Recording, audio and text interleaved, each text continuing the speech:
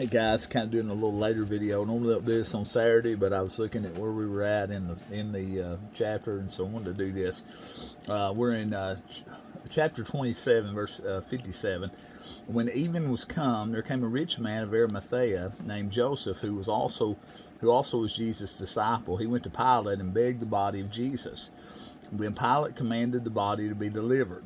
And when Joseph had taken the body, he wrapped it in a clean linen cloth and laid it in his own new tomb, which he had hewn out of the rock. And he rolled a great stone to the door of the sepulchre and departed. And there was Mary Magdalene, the other Mary, sitting over against the sepulchre. So, when even was come, after they know he has died, and not all the details are given in this gospel. Some of the gospels give more detail or different details, and you kind of bring all those gospels together, and you get a really a clearer picture of what of everything that took place. But we do get this story of Joseph of Arimathea, who's not mentioned really before, and so some have said he was kind of a secret believer in a sense that he's never talked about prior to this. But in the time needed, this man comes forth who had to have been a fairly wealthy man to have this place for Jesus to be laid. And one of the things about this is that it really was not very common for a criminal to even be allowed to be placed in a tomb like this. They oftentimes would sometimes had burned bodies. Oftentimes they would dig just a grave and just dig a spot in the ground, throw them in there, and especially with criminals, sometimes more than one at a time. They didn't treat the bodies of these criminals with much respect. But Joseph comes forward, and there had been rumors already, that Jesus was going to, rise from the dead. This is God's providence at work here, really. If we want to get right down to it, this was God's plan. But there had been some thought of that, and so probably the idea of just laying the body out there or burying it in just the dirt, seemed like maybe not a safe thing for the Romans to do, because the body might be stolen or something of that nature. And so Joseph comes forward, and Joseph's purpose in doing this is to honor the body of Christ. Okay, it's to honor this man Jesus. Now, how much he believed about Jesus, we really don't know. Okay, but we know God used this man at this moment, a wealthy man. Again, the idea that God can't use, those who have wealth is kind of ridiculous, because he used Joseph of Arimathea in this time, in this place. Though I have heard people say that kind of stuff before, which is just, ridiculous, because you see too many instances of God using people who have wealth and using people who are poor. I mean, God will use you if no matter what socioeconomic background, no matter what color you are, no matter what's going on in your life, God will use you if you let him. So Joseph takes him, he wraps him in a clean linen cloth. Now there's some Passover symbolism here, that they would take a piece of the bread and they would wrap it in a cloth, then they would hide it away, and the kids would look for that missing piece. By the way, they would also break it in three pieces. They would take the centerpiece out. This is what they do to this day in Passover. Take the centerpiece out, they wrap it in a napkin, they hide that piece away, and then the kids seek to find that piece and bring it out. And they really have no idea why they do this. Well, I'll tell you why they do this. There's symbolism in it of Jesus. And Jesus, whose body is wrapped, he's the second member of the Trinity, okay, three of them. He's hid away, and then they come and they find that he is gone. Okay, so just a kind of amazing thing. I've been reading up some on the Shroud of Turin lately, and I don't know whether that's legitimate or not, but there's some compelling evidence that I saw this past week of this being something that can't be replicated. What happened with that shroud is very interesting, and I'm going to look more into it. It's something I kind of ignored when it first came out, but I heard a very compelling argument today from a guy who's a big time historian and has done a lot of research, and just really interesting stuff in that. So may very well be what Jesus was wrapped in. So They lays him in a new tomb, that he had made for himself. We talk about him, Jesus having the borrowed tomb. That he borrowed it and he could return it because he wasn't going to need it very long. He was only going to need it 3 days. So they'd hewn this out in the rock, and so he rolls a great stone to the door of the sepulchre and departed. Now this would be a large stone, okay, and would have taken several strong men to move.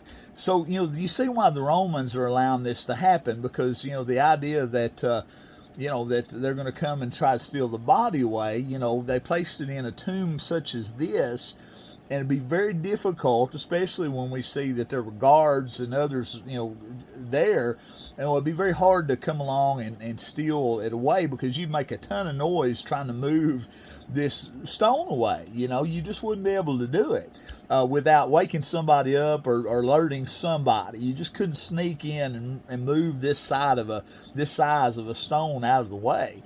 And so you can see where the Roman government's saying, this is good. This guy wants to do this. We'll put him in this thing, and we can, we don't have to worry about it. We don't have to worry about them, stealing the body and then making a, claim that he's alive, which is what they kind of were worried about. So Mary and the other Mary sitting over against us, so they go to see where, that evening they go to see where he's placed, because they're going to, we know where they're going to come back in a few days. So the next days that followed, the day of preparation, the chief priests, Pharisees came together unto Pilate, saying, Sir, we remember that deceiver said while he was yet alive, after 3 days I'll rise again. And so he says, Command therefore the sepulchre be made sure until the 3rd day, lest his disciples come by night and steal him away. Now, it's funny, because they kept making fun of Jesus about, tearing down the temple and rebuilding, and now they come to him and talk about this warning of the 3 days. And it's kind of amazing to me that they never seem to put those two things together and realize what he was actually saying about the temple. He was talking about his own body. He was talking about himself, not about the temple that they worshiped in, okay? Now, so they come and they say, put some guards there because we don't want him to steal and have his people say he's risen from the dead, so the last there should be worse than the first. So, they're thinking if they begin to tell this tale, the idea is that it's going to even give more credence to him, and whether people see him or not, they're going to believe it. So we need to come and put guards there and prevent, prevent them from coming to steal the body away.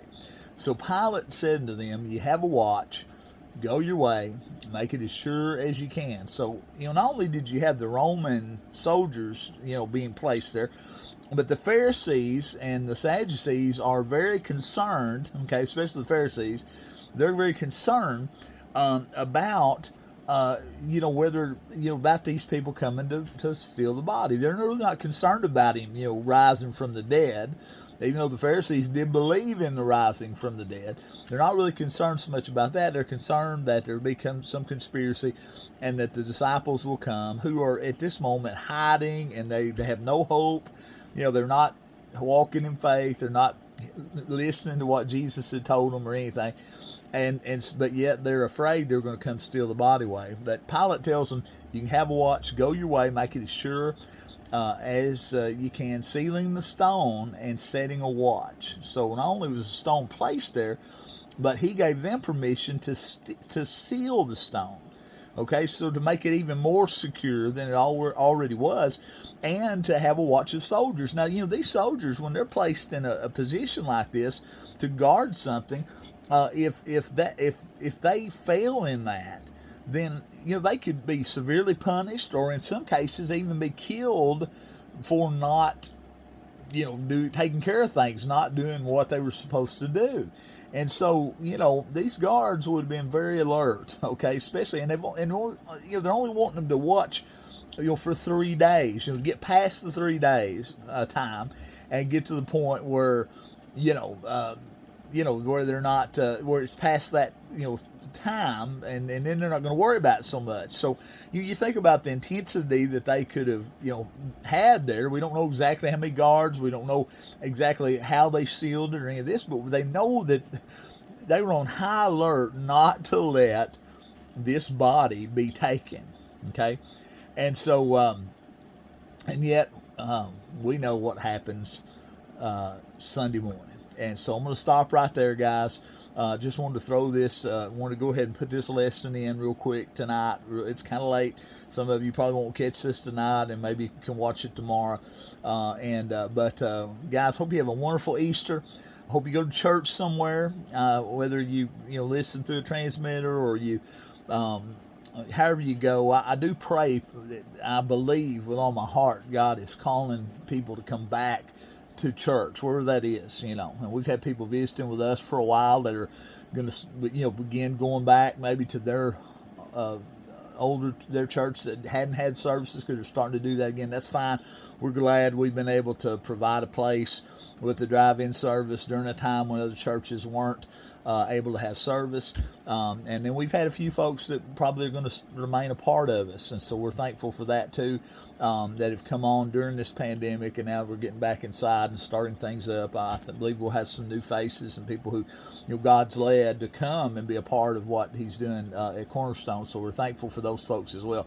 And thankful for all you watching these lessons. We're going to continue these at least for a little while longer, and as we finish up the New Testament, and we'll be I'll be announcing tomorrow, or Monday, where we'll be going in the coming weeks. So guys, God bless y'all. Have a great night. Hope you have a happy Easter. We will celebrate, for he is risen. God bless.